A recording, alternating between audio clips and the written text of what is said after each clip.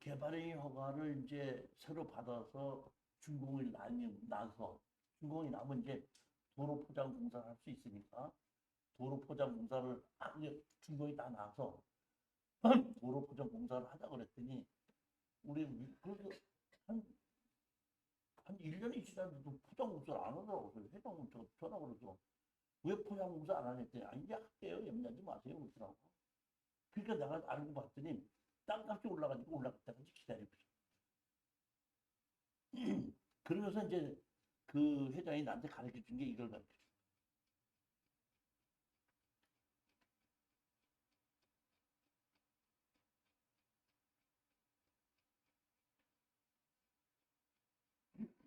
이게 하나 600-5 있죠, 이거. 600-5. 이게 새로운 그 교재는 요 사건 물건도 나와. 나한테다가 와서 교수님 여기 600-5가 이번에 경매로 다시 또 나왔습니다. 거기 누가 살고 있고요. 거기 아들은 누구고요. 지금 우리가 이렇게 여기 옆에 있는 건물 주인하고 회의한 거 다 보고 듣고 다 했던 사람인데 제가 보기엔 이 사람들 반드시 신권으로 들어옵니다. 그러니까 교수님께서 신권으로 들어가 조금 높게서 낙찰 받으면 이 건물 주인이 다시 살 수밖에 없습니다. 하고 나한테 이제 가르쳐 주는 거야. 그리고 교수님이 사시고 나면요. 그 앞에다 도로 포장해서 그 산 사람한테다가 그 도장 찍어줘서 그 건물도 건축물 관장에 올릴 수 있도록 다 해드릴 테니까요. 교수님 연락하지 마시고요. 누가 하나 찍어서 그 들어가시도록 할게요. 하고 연락이 온 거야. 그때까지도 공사 안 한 거야. 그래서 나중에 다시 보면 이걸 하여튼 간에 그렇게 됐다는 얘기고 그렇게 해서 개발허가 다 받고 난 다음에 이제 우리 이름으로 개발허가가 다 난 겁니다. 그렇게 해놓고 건물이 두 동이 지어져 있는 것이 어디에 있냐면 여기 한 동 지어져 있고 여기 한 동 지어져 있고 그리고 아까 여기 보면 교회 같은 것이 있었고 여기 보면 큰 상가가 있었죠. 이건 토지거래 허가를 받아서 집을 지은 것 때문에 경매에서 빠진 거고 이거는. 그러니까 요만큼인데 제가 보면 이대건설에서도 이만큼을 해서 팔았다는 얘기는 또 꽤 돈 받고 팔았을 것 같아요. 그러니까 여기 뭐 얼마 되는 거 에이 그까짓 거 뭐한 4, 5천 원 그랬더니 에이 그까짓 거 받은 거 아니다. 아니 그냥 포기할랍니다. 제가 그러고 말았어. 그때 내가 그렇게 하면 안 되는 거거든. 내가 전화를 걸으면 산 사람인데 그렇게 묻지 마시고 언제 시간 한번 약속을 해주시면 제가 한번 만나러 가겠습니다. 해가지고 단칼에 끊는 것이 아니라 서로 그 얼마까지 드리면 되겠다. 이렇게 연계시켜 나갔어야 되는 건데 이것도 내가 그 경험 부족으로 그렇게 만들었어요. 넘겨받지 못하고 개발한 그한 7, 8천 기한층을 그 전 사람이 그 전용금 내놓은 거 자기네들 다시 찾아가. 그렇죠. 찾아갔는지 못 찾는지 모르겠는데 제가 보기에는 그 압류된 게 많아갖고 찾아가지 못했어요.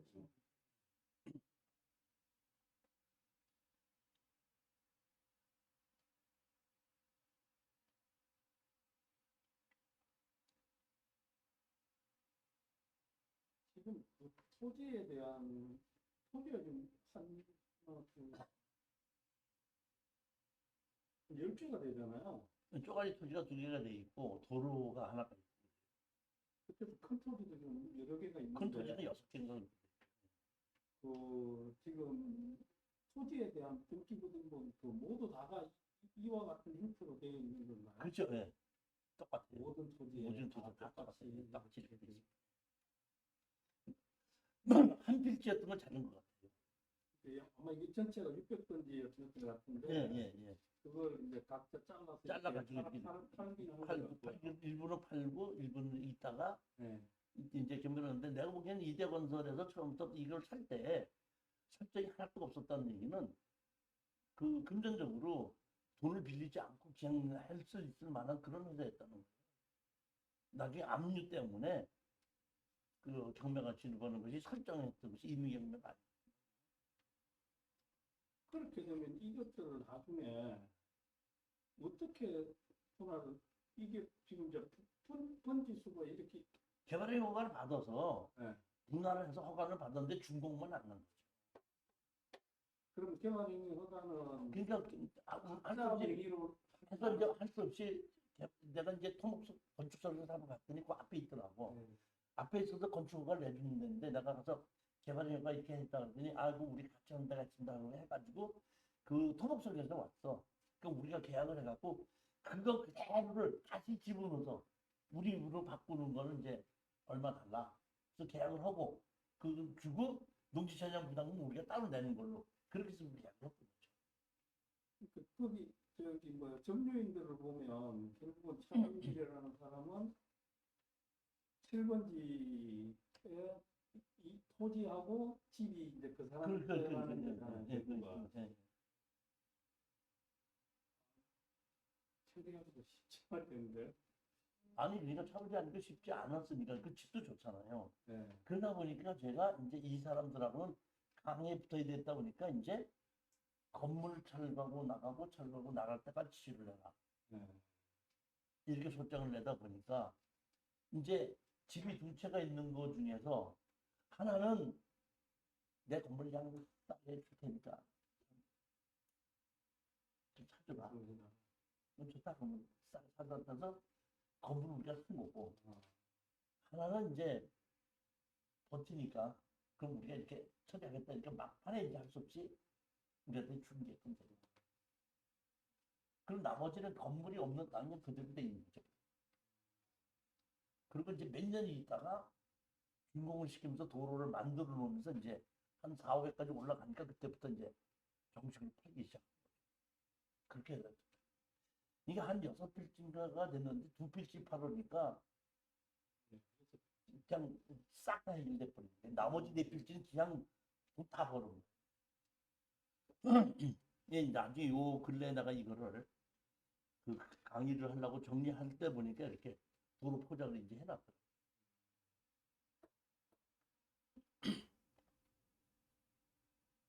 제일 먼저 가처분 신청부 신청부터 하고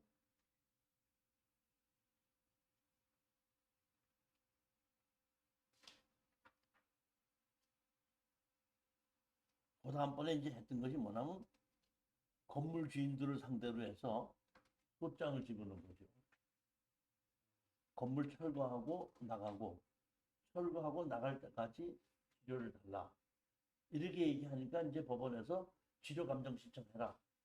치료 감정 신청하고 그래서 치료 가지고 판결이 나. 내용이 그렇게 된 겁니다.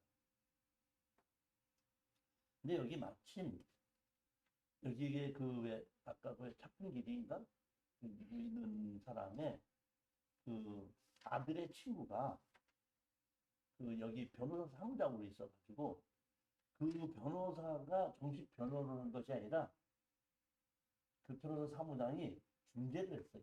답변서만 써주고 뭐하고 해가지고 정식으로 한 거 아니고 그렇게 해서 중재를 해서 건물 얼마를 팔고 빠져나오라 하다 보니까 여기에 이제 청구 취지를 이렇게 해서 철거 나가고 하다 보니까 조정으로 해가지고 거기에 있는 그 변호사 아들 친구가 얘기한 그 사건은 조정으로 원합니다 이렇게 집어넣고 우리 측량 감정 신청했고요. 치료 감정 신청했고 혹시 그 가처분 취소 신청을 할 때 피신청인이 지금 우리 가처분 걸어놨던 거는 3건이잖아요. 이름도 다르고 그러네요. 아니야 그 한 건은 네. 이름이 2명이고 네. 한 명, 그러니까 원래는 집이 있어 있는 건 2명인가 그래요. 근데 그 집 있는 사람이 김씨인데 여기는 박씨인데. 차풍길이하고 누군가 그래요. 그거는 맞는데 차풍기 씨 맞는 것 같은데. 네. 여기 김씨는 가처분 건 사람이 없는데. 자 어떤 거 뭐, 자 봅시다. 다시 한번 보고 넘어갑시다. 그러면 누군가 그건 차풍기라고 차풍기라고. 왕것은 박노순은 이 저기 뭐야 그 우리 그 정면으로 안 나왔던 사람의 그, 그 여자가 나중에 내가 샀다는 거야. 5번째인가 그게 예, 예. 가축은 같이 해놨기 때문이라고 보면 아, 그렇게 된 겁니다. 그래서 나중에 그 나중에 경매받은 것은 이 사람 아들이 와갖고 하겠다고 해서 샀던 거예요. 그러니까 한꺼번에 갖춰보는 그냥 그 안에 있는 걸 다 신청했어요.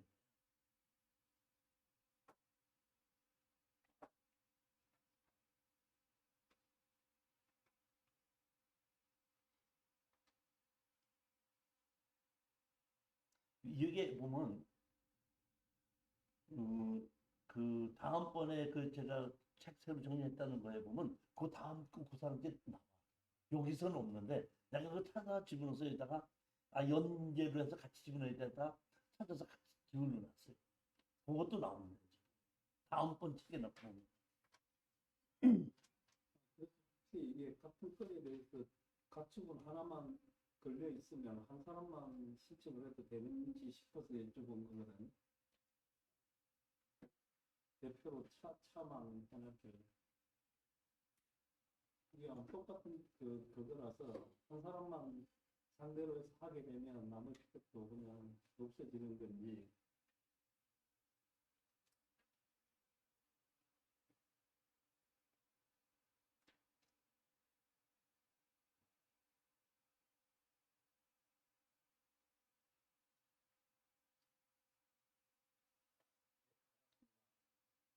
그러니까 600번지 7번지하고 600-10번지에 있는 거를 감정평가를 해서 치료감정을 한 거고,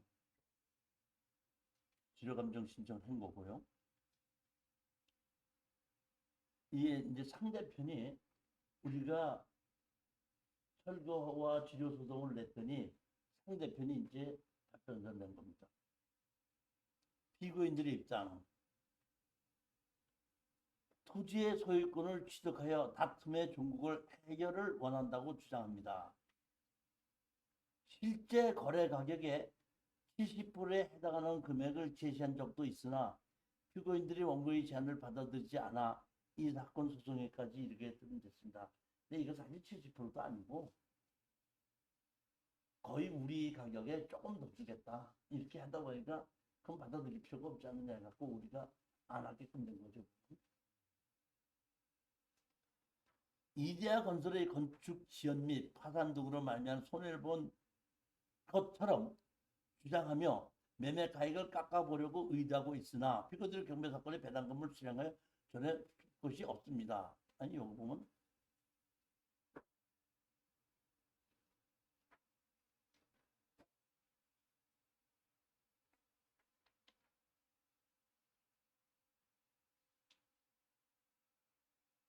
이 원고가 이렇게 이제 우리가 준비 선면을 했고 여기 보면 이제 이 당시에 사건이 여러 개가 있었는데 시간이 오래되다 보니까 자료가 많이 안 남아있죠.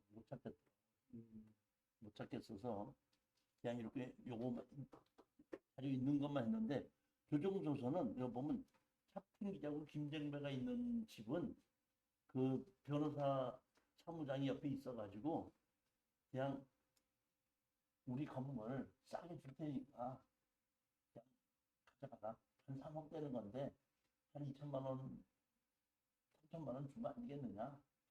그냥 그것만 주면은 우리는 그냥 팔고 떠나겠다. 좋다 그러면 해갖고 우리 회장이 가서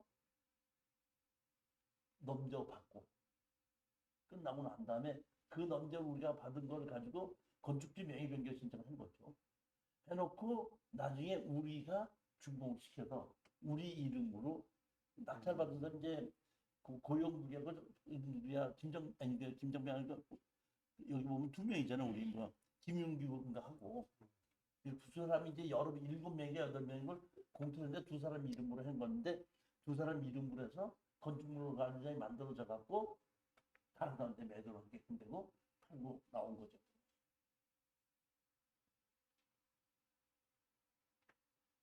여기서 가장 제가 핵심적으로 말씀드린 거는 가처분이 개척기간에 의해서 3년이 지났을 때는 가처분에 의해서 그 권리가 소멸된다는 거를 분명히 인식을 해야 되는데 그래도 선순위 가압류나 가처분이 살아있으면 다들 겁설내더라고요.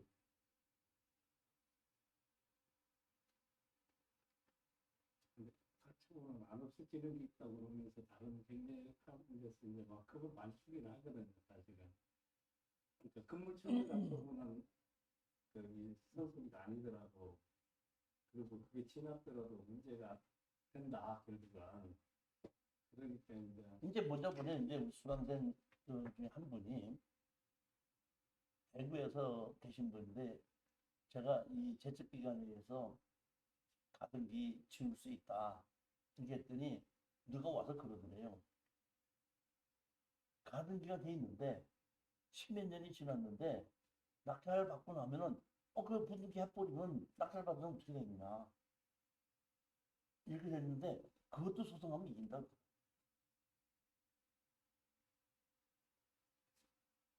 그럼 우리가 가처분 이렇게 해놓으면 아까도 얘기했듯이 소송을 전제로 해서 가처분을 해놓는 거 아니에요. 근데 그 기간 내에 이행하지 않았다는 얘기는 자기의 권리를 없다는 뜻이에요. 등기부등본에만 있는 거죠. 실질적으로는 그 권리가 사실상은 없다 이렇게 인정해야 되는 건데 그런 것에 대한 것을 인식을 잘 못하시는 분들은 그러면 뭐 그런 거 믿고 했다가 문제가 생기지 않습니까? 해줘야 되는 건데 제가 그런 이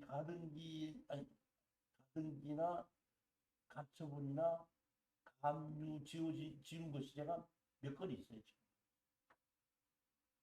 근데 교수님 말씀하시듯이 소송을 했는데 소송이 길어질 수도 있잖아, 사실은. 물론 그럴 수도 있죠. 계속 네. 갈 수도 있는 일인데, 그럼 사실은 이 가처분 걸어놓은 어떤 이유에 대해서 지금 소송이 진행 중이다 아니다 이런. 아니 가처분은 그러니까 다른 소송은 빼놓고 네. 가처분이나 가압류는 소송 딱 그것만 하는 거예요. 가처분 지워달라 해놓고 철과 지료는 따로 하는 거죠. 아니 말고요. 네. 얘가 가처분 걸었어요. 근데 어떤 이유가 있었을 거 아니에요. 네, 그렇죠. 예. 그 이유에 대해서 소송 지금 진행 중이에요. 예, 예. 근데 이제 그게 3년 이상을 갈 수도 있으면 만약에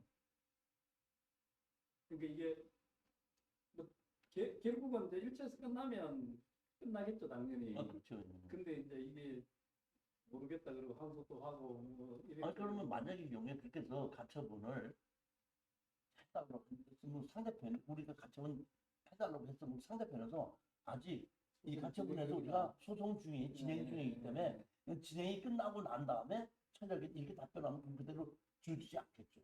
그럼 이제 우리가 그걸 그 소송을 걸기 전에 이 가처분에 대해서 소송이 진행 중인지 아닌지 확인할 수 있는 방법은 그거는 뭐 없죠.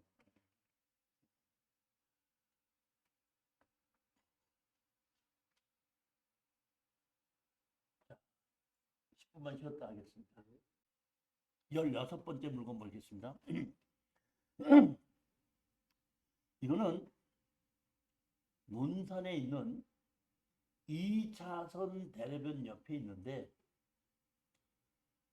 제가 가서 봤더니 현장을 가봤더니 유치권 점유 중이라고 돼 있더라고. 플랜카드 놓고 걸고 있더라고. 근데 여기 보시게끔 되면은 자 보세요. 근데 제가 이거를 유치권이 있는데도 불구하고 이거 입찰에 들어가자고 추천했던 것이 이 원인입니다. 점유인이 농업주식회사 나이스룸이죠. 왜 자꾸 이렇게 돼? 여기 보면 점유인이 주식회사 나이스룸이죠. 그렇죠? 점유가 이렇게 돼 있고 전세 보증금 5천만 원 돼 있죠. 그 다음에 자 보십시오.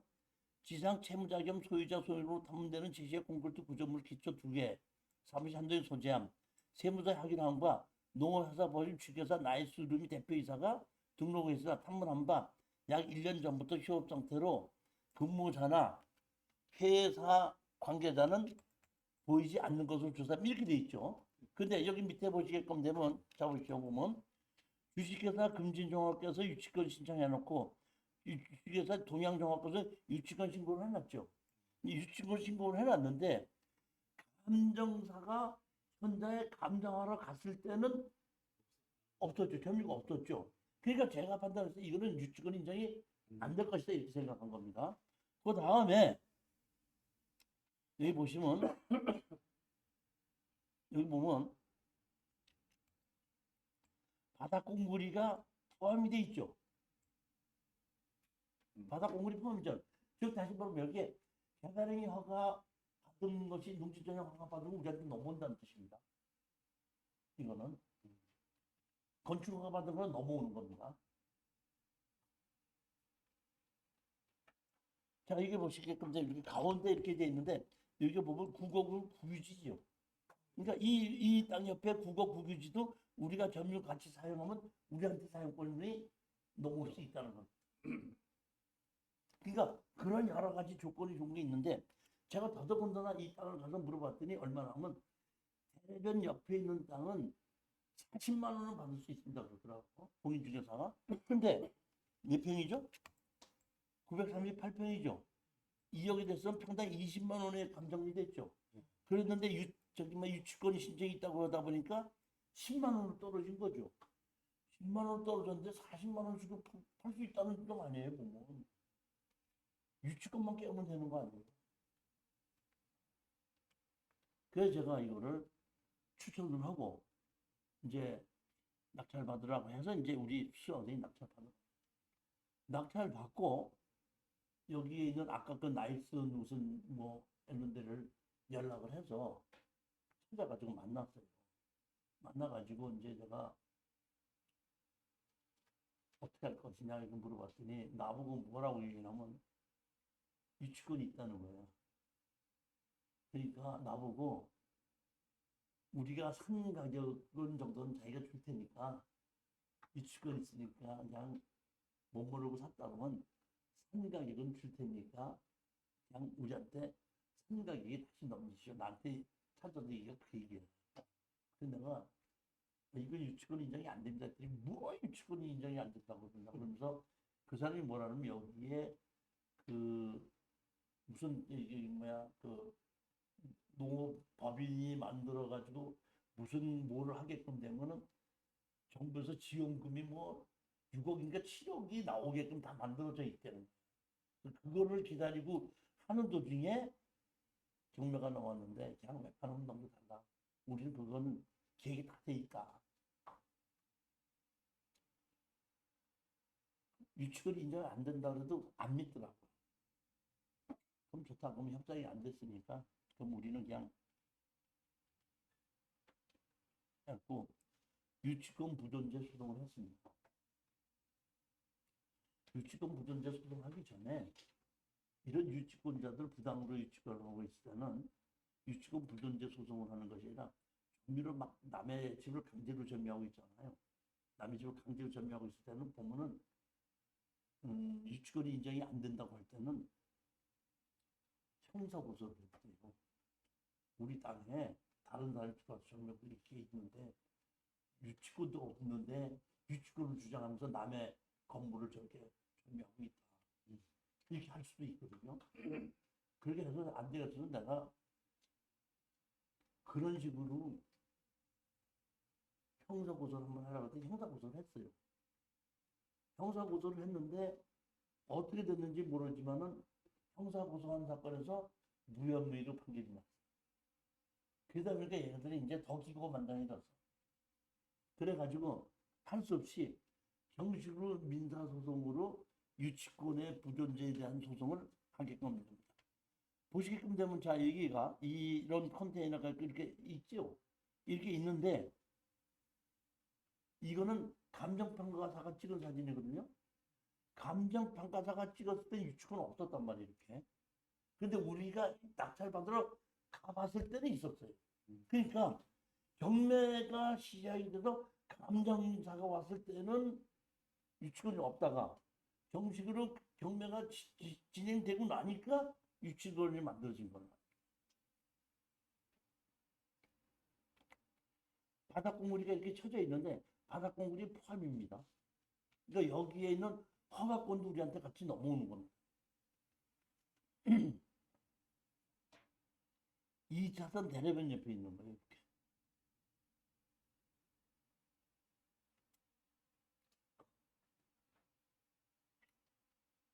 원래 처음서부터 이 소장 내고 했던 것이 잘 없어져 가지고 제가 찾은 것은 우리가 소장 준비 서면 낸 거, 그 다음에 판사님이 판결 낸 거. 판결에서 보면 판결 이유가 있는데 그 판결 이유만 정확하게 보면 우리가 알면 유치권에 대해서는 이해가 가는 거니까 우리 판결 이유만 한번 보도록 하자고요.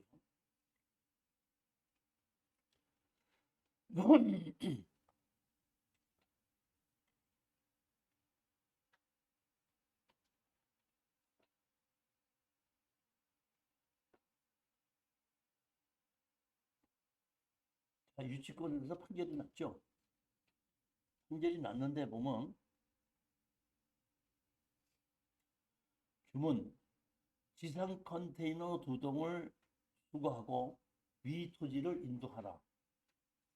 연 38만 8,418번에 각 비율로 계산한 돈을 지불하라. 건설회사가 유치권자가 둘이잖아요. 둘이 38만 원씩을 집어넣으라 이런 얘기입니다. 청구 취지,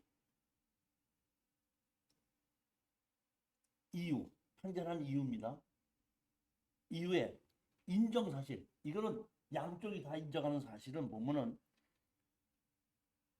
농업회사 법인 주식회사 파머석 코리안이 소유이던 논산지 가해공로 등리 540번지 3에 관하여 7월 28일 농업주식회사 명의로 선순위 근저당 설정 등기가 있다.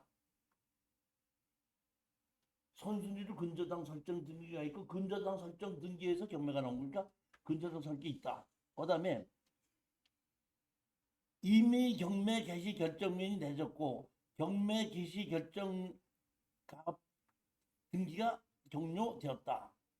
그 다음에 보시면 동양종합건설은 2015년 7월 20일경 건축신축공사의 기초작업 이전을 상태에서 공사를 중단했다. 그 다음에 또 다른 지하수 개발 관정은 1,670만 원의 공사 기간을 받았고 공사를 마쳤다. 하나는 공사를 중단했고 하나는 공사를 마쳤다.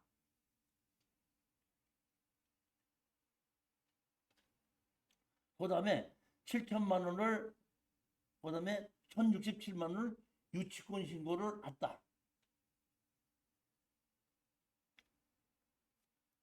그 다음에 그 중에 한 동에 유치권 행사 중이라는 내용과 함께 피고들의 휴대전화가 기재되어 있다.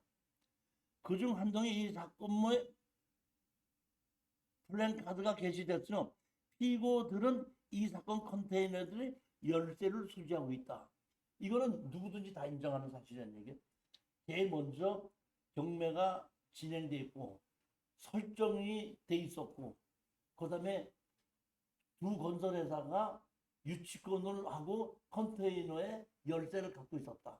그러니까 점유를 하고 있었고 그 컨테이너를 점유하고 있었고 그 점유하고 있었다는 것은 인정한다. 여기까지는 맞다 이런 얘기입니다. 당사자의 주장입니다. 이제 이 판단님이 이름 내는 당사자의 주장, 원고들의 주장. 원고는 피고들은 경매 개시 결정 기입 등기가 경매된 후 이 사건 토지를 점유하기 시작했으므로 유치권으로 원고들에게 대항할 수 없다. 이게 우리의 주장입니다. 원고의 주장입니다.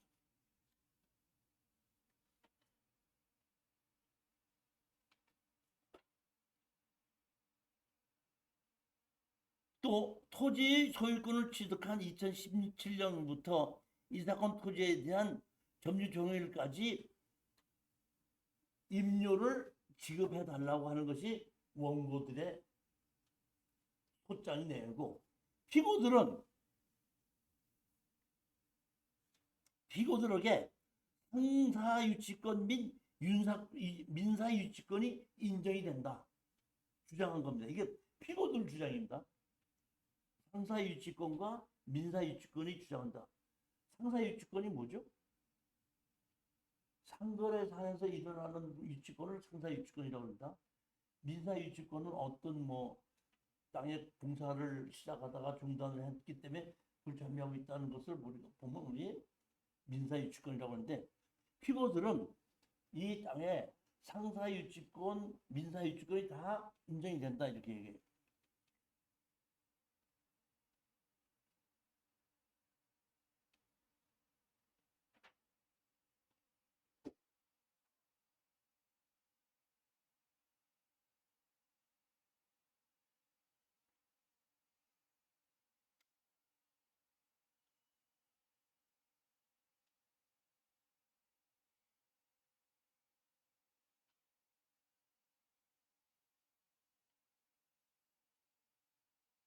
여기 보시면 재판부에서 수거 및 인도 청구에 대한 판단, 청구 원인에 대한 판단,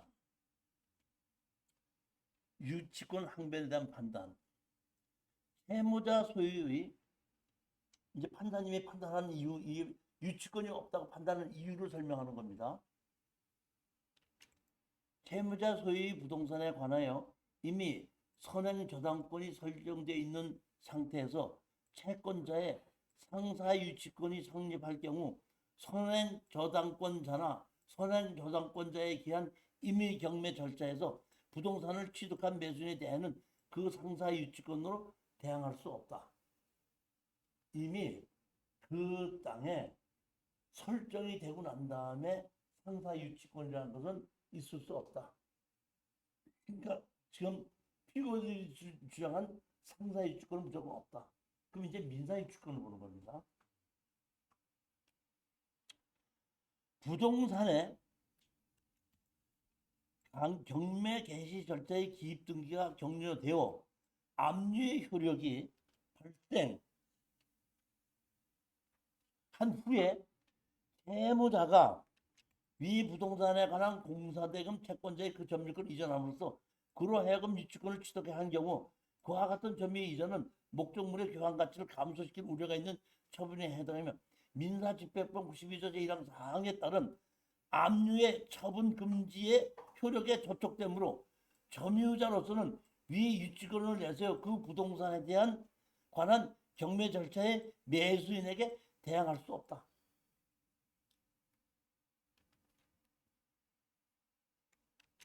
따라서 피고들이 원고들에 대하여 상사유치권을 점유권을 주장하려면 그 상사유치권이 성립 시기인 이 사건 토지에 관하여 농용명의 근저당 설정 등기가 맞춰진 이전이어야 하고, 피고들이 이 사건 경매 절차의 경매 개시 결정이 내려진 2010년 11월 8일 이전부터 이 사건 토지를 점유하여 유치권을 취득하지 못하였던 민사유치권으로도 원고들에게 대항할 수 없다.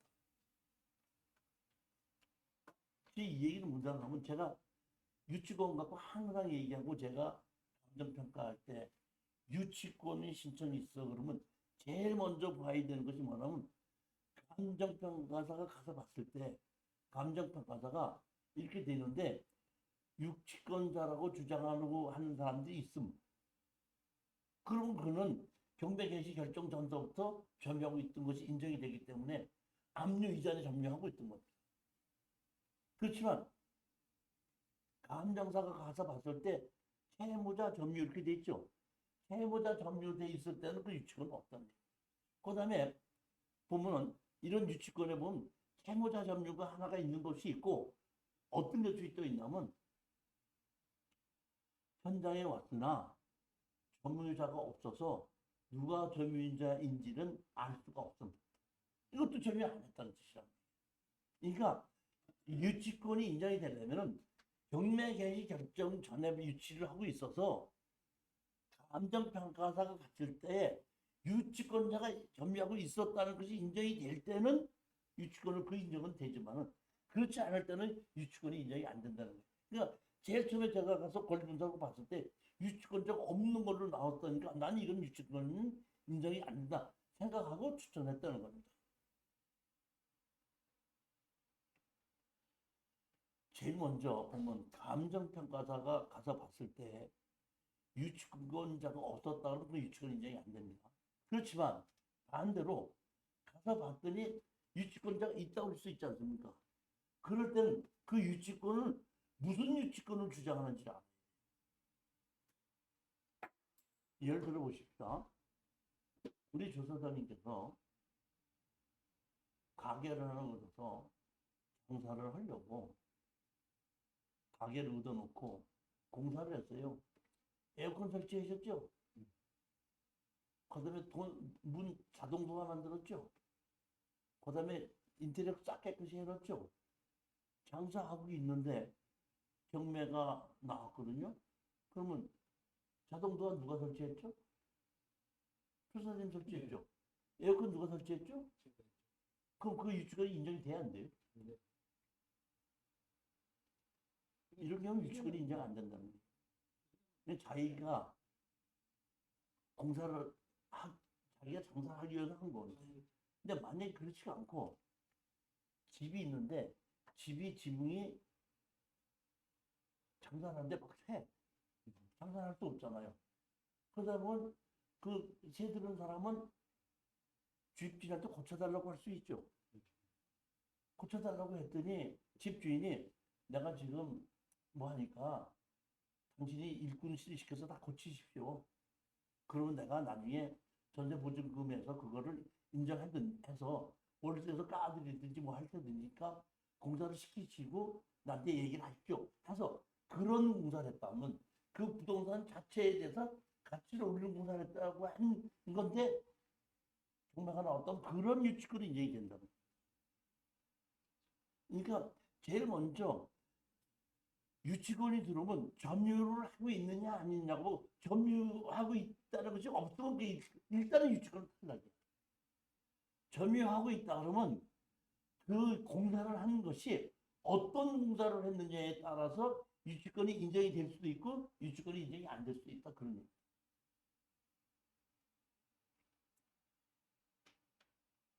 오늘은 이렇게 유치권 여기까지만 하고 다음 주에는 이거를 가지고 강의한 게 제가 그 책을 2권 쓴 거를 가지고 따로 모아가지고 뭐 제가 강의하려고 하는 거는 건물 철거 치료 신청 하나, 그 다음에 뭐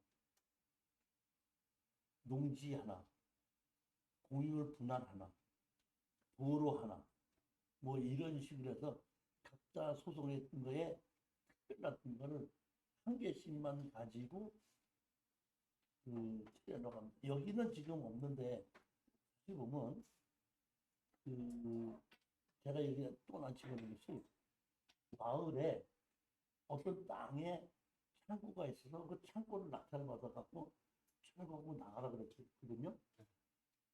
그랬더니 그 마을에 청년들이 그 창고를 빌려서 농사 짓는 애들이 빌려갖고 월세를 주고 있었더라고. 계약을 쓰고 있어.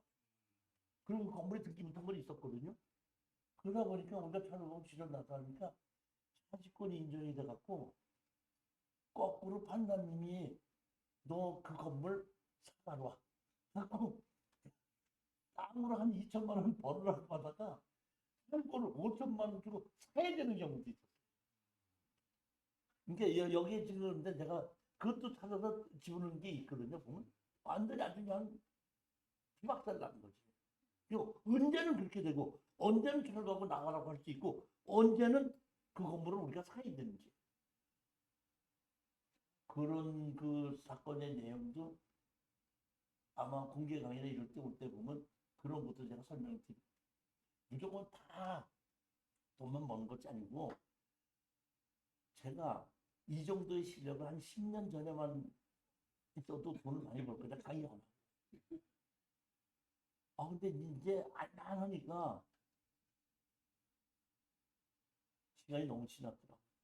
그러니까 나는 내가 경매를 배울 때는 이런 걸 가르쳐 주는 분이 없었어. 진짜. 나는 정말 한 20년 동안을 실제로 사례를 통해서 다 배운 거예요. 여기 계신 분들은 편안하게 배우는 거예요. 이렇게 특이한 사례만 골라갖고 강의해 주는 사람은 없어요. 요새는 자가 발전 시대라니까 내가 내 칭찬한 거니까 뭐라고 얘기해. 자, 안녕히 계세요. 예. 그렇습니다.